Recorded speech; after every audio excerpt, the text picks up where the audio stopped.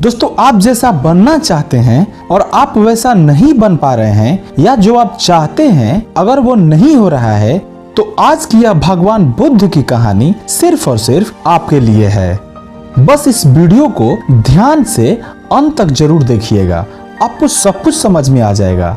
दोस्तों, आज आपके पास जो कुछ भी है वो इसलिए नहीं है कि आपकी किस्मत में इतना ही लिखा था या आपकी किस्मत ही खराब है, बल्कि वो इसलिए है क्योंकि आप इतना ही डिजर्व करते हैं। दोस्तों, यह प्रकृति बड़ी ही न्याय प्रिय है।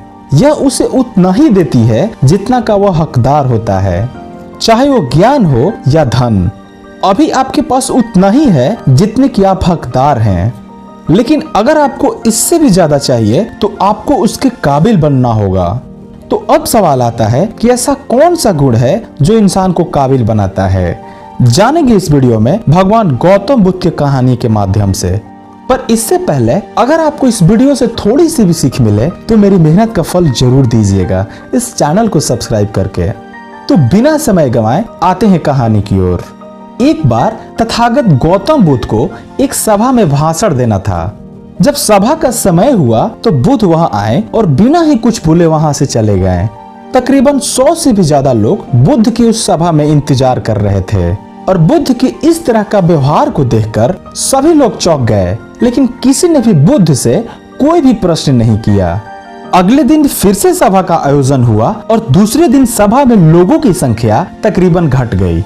इस बार तकरीबन 80 लोग सभा में बैठे हुए थे। बुद्ध सभा में आए, लेकिन इस बार भी बुद्ध ने वही किया, यानी बुद्ध इस बार आए और बिना कुछ बोले ही वहां से चले गए। लोग दोबारा से चौंके, लेकिन किसी ने भी कोई भी प्रश्न नहीं किया। अगले दिन फिर से सभा का आयोजन हुआ, लेकिन इस बार सभा में लोगों की संख्या और ज्यादा घट गई। इस बार सभा में केवल 50 लोग ही आए हुए थे। बुद्ध सभा में फिर से आए और उन्होंने इधर उधर देखा और बिना कुछ बोले वहां से चले गए। इसके बाद कुछ लोग क्रोधित भी हुए क्योंकि लोगों ने अपना काम को छोड़कर आए हुए थे, लेकिन किसी ने भी कोई भी बुद्ध से प्रश्न नहीं किया।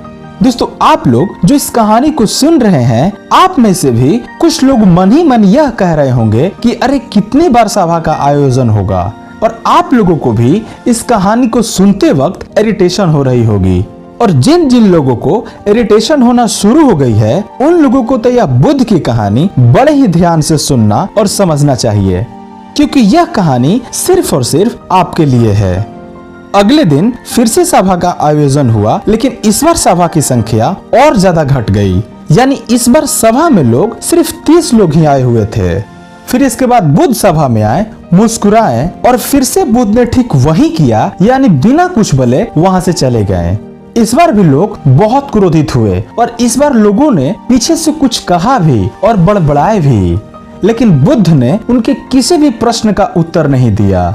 दोस्तों, अगले दिन फिर से सभा का आयोजन हुआ और इस बार लोगों की संख्या बहुत ज्यादा घट गई थी, यानी इस बार सभा में कुल मिलाकर 15 लोग ही आए हुए थे। इस बार बुद्ध सभा में आए, लेकिन इस बार भगवान बुद्ध अपना आसन ग्रहण कर लेते हैं। बुद्ध ने उन 15 लोगों को ही उपदेश दिया और वे 15 लोग ही बुद्ध के भिक्षुक बने, और वे आगे चलकर उन 15 लोगों ने ही बुद्ध के ज्ञान को अलग अलग दिशाओं में फैलाया।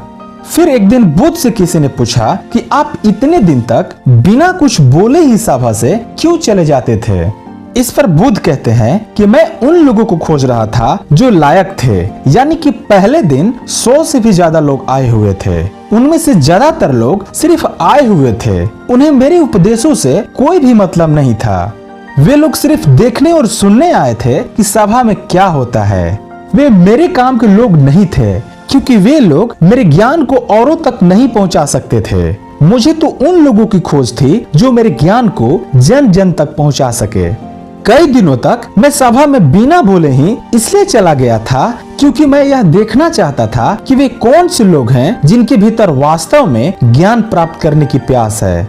जिन लोगों के भीतर वास्तव में प्यास थी वो लोग अंत तक रुके, और जो लोग बस ऐसे ही आ गए थे वे लोग पहले या दूसरे दिन ही चले गए। जिनके भीतर धैर्य था उन्हें मुक्ति का मार्ग मिला, और जो लोग जल्दीबाजी में थे वे लोग अब घर में ही बैठे हुए हैं, यानी उनके जीवन में कोई भी परिवर्तन नहीं हुआ।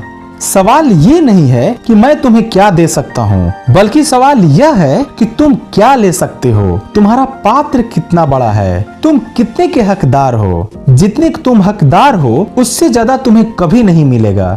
फिर वह व्यक्ति बुद्ध से पूछता है कि गुरुदेव, लायक कैसे बने। इस पर बुद्ध कहते हैं कि धैर्य के द्वारा। जिस व्यक्ति के अंदर धैर्य है वह अपने जीवन में कुछ भी पा सकता है। सभा में जितने भी लोग आए हुए थे उनमें से अंत तक वही लोग रुके जिनके अंदर धैर्य था। चाहे तुम्हारे जीवन में तुम्हारा लक्ष्य जो कुछ भी हो, तुम बिना धैर्य के सफलता के चरम तक कभी नहीं पहुंच सकते हो। फिर वह व्यक्ति बुद्ध से पूछता है कि कोई भी व्यक्ति अपने भीतर के धैर्य को कैसे बढ़ा सकता है। इस पर बुद्ध कहते हैं कि निरंतर अभ्यास के द्वारा, निरंतर अभ्यास के द्वारा हम अपने भीतर के धैर्य को बढ़ा सकते हैं। जैसे कोई व्यक्ति ध्यान करना शुरू कर देता है तो उसका मन उसके सामने कई सारे अड़चने लाता है, लेकिन उसका धैर्य उसे एक दिन उसके लक्ष्य तक जरूर पहुंचा देता है। फिर वह व्यक्ति बुद्ध से कहता है कि मैं समझ गया गुरुदेव, यानी मुझे धैर्य के साथ निरंतर अभ्यास करने की आवश्यकता है। दोस्तों, अब आपको समझ में आ गया होगा कि आपके पास वो चीज क्यों नहीं है जो आप पाना चाहते हैं, क्योंकि अभी आप उसके लायक ही नहीं बने हैं। आप लायक तभी बनेंगे जब आप अपने भीतर के धैर्य को बढ़ाएंगे। और धैर्य कैसे बढ़ेगा? धैर्य बढ़ेगा आपके निरंतर अभ्यास के द्वारा। और अभ्यास कौन करेगा? अभ्यास करेंगे आप। तो फिर करते क्यों नहीं है? दोस्तों, अंत में मैं यही कहना चाहूंगा कि खुद से ईमानदारी के साथ अपने आप से एक प्रश्न जरूर पूछिएगा, और वो प्रश्न है जो आप भविष्य में बनना चाहते हैं उसके लिए क्या आप धैर्य के साथ कर रहे हैं। दोस्तों, अगर इसका उत्तर आपके पास नहीं है तो आपकी असफलता के लिए जिम्मेदार आप खुद हैं।